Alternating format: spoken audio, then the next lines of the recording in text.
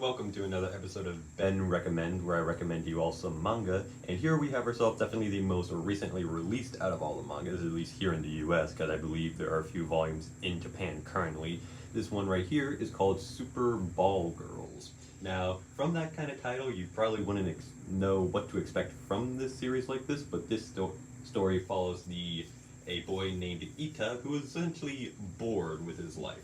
He has a dead end job, is pretty much accomplishing nothing that he wants to do in his life, and he's surrounded by a whole bunch of people who seem pretty crazy in the head, especially when you see some of the artwork here.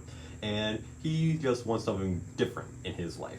And that eventually happens when he finds one of those old Super Ball toys that people used to get and throw around their walls all over the place, and then all of a sudden the Super Ball evolves into this lady right here, who does not speak. She has no idea how to interact with people, and then both the two of them end up making out, and she evolves into three more girls, who then have to pretty much fall under Ita's care, and he essentially has to teach them the rules of the world while also trying to make sure they don't end up standing out.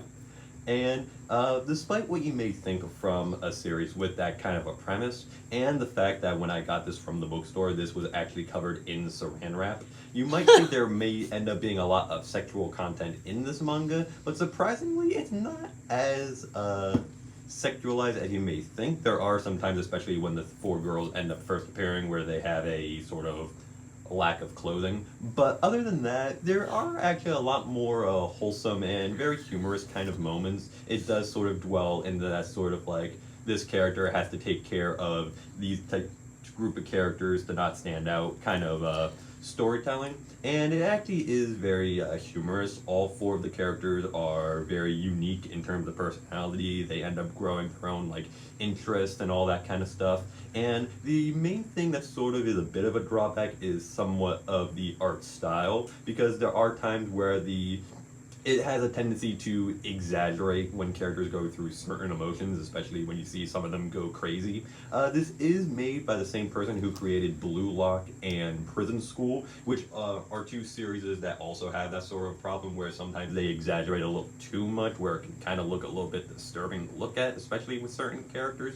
But other than that, the overall story and where it's sort of going is actually rather more so on the wholesome side rather than on the sexualized side. So if you're interested in that kind of story, I would most definitely recommend this one.